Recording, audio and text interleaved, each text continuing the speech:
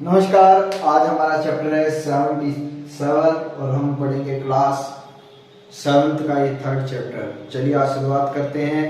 उम्मीद है आप अच्छे होंगे आज और हम अच्छे से सीखेंगे ये चैप्टर नंबर 77 जो कि हमारा है नरेशन। अब नरेशन यानी शब्दों का उच्चारण अगर स्पीकर करता है तो वही नरेशन होता है। अब दो तरीके से उच्चारण करता है तो आइए हम देखिए।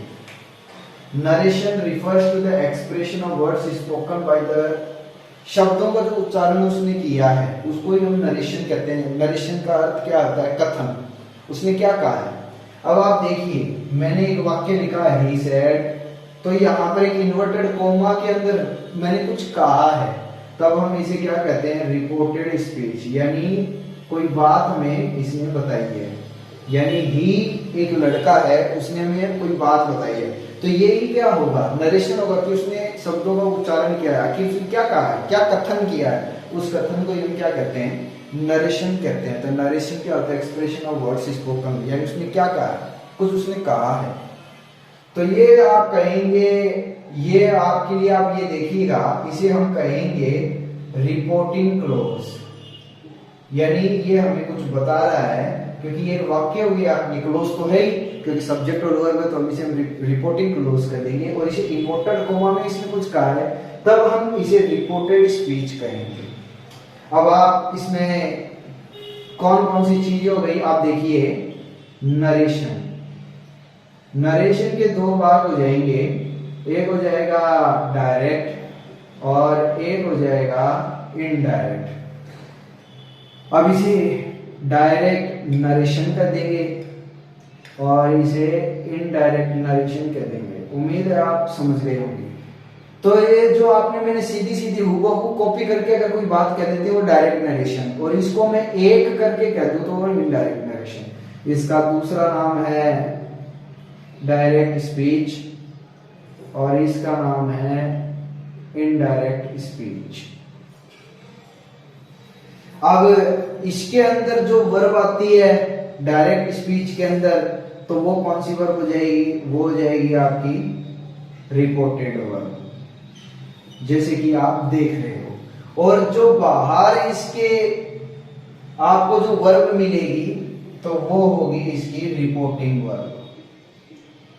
तो ये सारी चीजें थी, ये हो जाएंगी आपकी रिपोर्टिंग वर्ब। तो ये जो वाक्य है, ये वाक्य आपका क्या कहलाएगा? ये है डायरेक्ट नरेशन। तो इनडायरेक्ट नरेशन करने के लिए, दो वाक्यों को ऐड करने के लिए हमें क्या जरूरत पड़ेगी?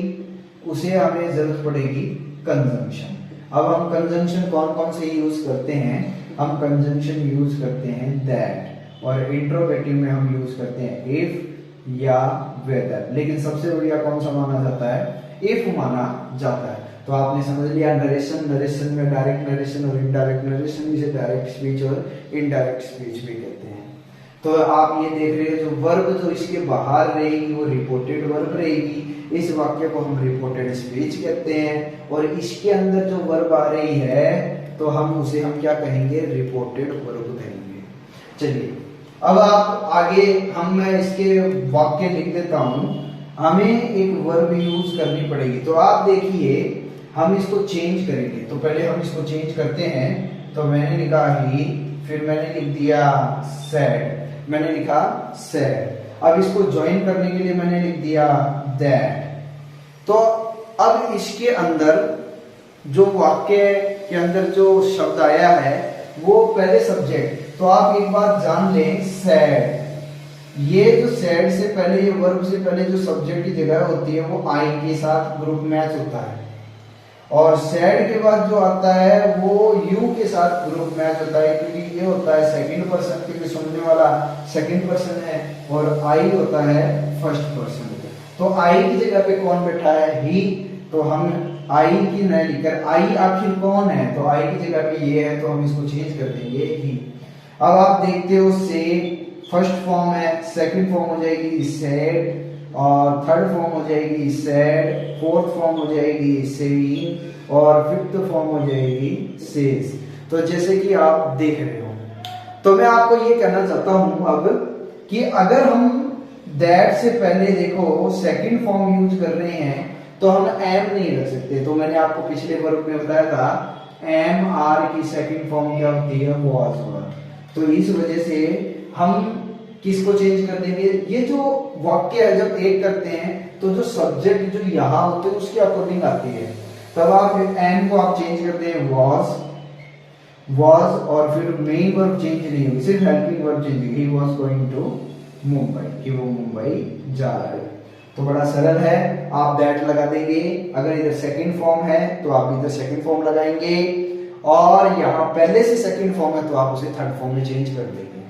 और इसी तरह से हम करेंगे। चलिए नरेशन आगे सीखते रहे हैं। तो आप देखिए मैं वहां पर वर्ब लिख रहा हूं से, सेकंड फॉर्म हो जाएगी सेड, थर्ड फॉर्म हो जाएगी सेड, फोर्थ फॉर्म हो जाएगी सेइंग, और फिफ्थ फॉर्म हो जाएगी सेज। अगर फिफ्थ फॉर्म और फर्स्ट फॉर्म होती है तो हमें कोई दिक्कत नहीं है, तो हम वर्ब को चेंजमेंट नहीं करते हैं। लेकिन अगर सेकंड फॉर्म यूज करोगे तो अगर एम आर है तो वाज वर्ब में चेंज के चला जाता है, हैज हैव है क्योंकि हमारे पास सेड है जो कि सेकंड फॉर्म है तो हैड में चला जाता है, डू है तो डिड, ये तीनों ही फॉर्म यूज होती हैं। अगर सेकंड फॉर्म दे रखी है तो वाज वर्ब थर्ड फॉर्म में बीन में बदल जाएगा, हैड है वो हैड भी रह जाएगा, डिड है वो डन में बदल जाएगा, और सेड तो सेड ही है। थर्ड फॉर्म अगर आप यूज कर रहे हो तब आपको हैड यूज करना है पास्ट में, क्योंकि पास्ट के अंदर आप देख रहे हो हैड फॉर्म होती है, आप है ना उसके अंदर आप हैज यूज नहीं कर सकते क्योंकि हैज प्रेजेंट में आ जाता है, पास्ट में यूज करना तो हैड यूज करते। देखिए कैसे करना है। इन्वर्टेड कॉमा हटा देंगे तो आप लगा देंगे दैट, राम का राम और सेज का सेज। जब तक फिफ्थ फॉर्म में कोई दिक्कत नहीं है तो सेंटेंस एज इट इज आ जाएगा, हरी इज नॉट वेल। ये हो जाएगा आपका इनडायरेक्ट नरेशन। डायरेक्ट नरेशन वो होता है जो दूसरे के एकदम कॉपी पेस्ट कर देते हैं और कुछ अपनी बातें मिलाकर कहते हैं, तो वो इनडायरेक्ट नरेशन होता है। तो फिर आप यहाँ पर कर दें आशा, आशा विल से।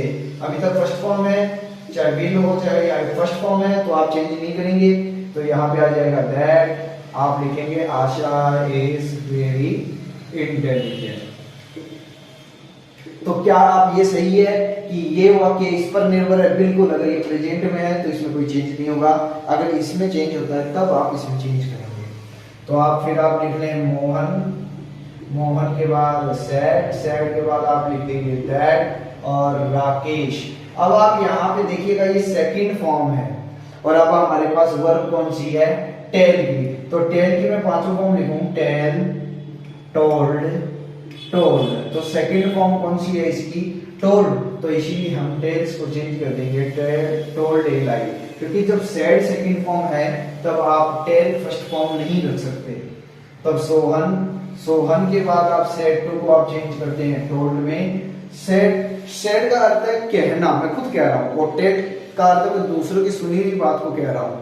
तो सेड टू को आप टोल्ड में कर देंगे, इन्वर्टेड कॉमा हटा दें दैट, फिर राम का राम। इज कौन सी फॉर्म है, फिफ्थ फॉर्म है, और इसकी भी सेकंड फॉर्म कौन सी होती है, वाज वर्ब। तो आप इसमें चेंज कर देंगे वाज राइटिंग ए बुक। तो आप ध्यान रखें कि आप जो वर्ब है उसको चेंज कर देंगे। तो ईच की सेकंड फॉर्म क्या होती है, वाज। अगर हेल्पिंग वर्ब नहीं दे रही तो मेन वर्ब की पांचों फॉर्म लिख लें, फिफ्थ फॉर्म में तो सेकंड है, फर्स्ट है तो भी सेकंड में, क्योंकि साइड क्या है सेकंड में होती है, इसीलिए जो वर्ब दी होती है उसको सेकंड में ट्रांसफर कर दिया जाता है। फिर आप देखिए सोहन, सेड टू को आप ट्रांसफर करते हैं टोल्ड, फिर आप करते हैं मी, फिर आप करते हैं दैट, फिर आप करते हैं राहुल, फिर हैज, फिर आप करते हैं has, Rahul has. Said to को टोल्ड में करते हैं, दैट करते हैं राहुल हैज। हैज की सेकंड फॉर्म कौन सी होती है, हैड होती है। हैज की आप सेकंड फॉर्म देखिए कौन सी होती है, हैड होती है। तो राहुल, फिर आप करते हैं हैड। तो आप यहाँ पे देखिए इन्वर्टेड कोमा हटा दें। अब हमारे पास है कि कौन सी फॉर्म है, सेकंड। तो हैज की सेकंड फॉर्म कौन सी है, हैड कंप्लीटेड द वर्क। इस तरह से आप आंसर कर देंगे।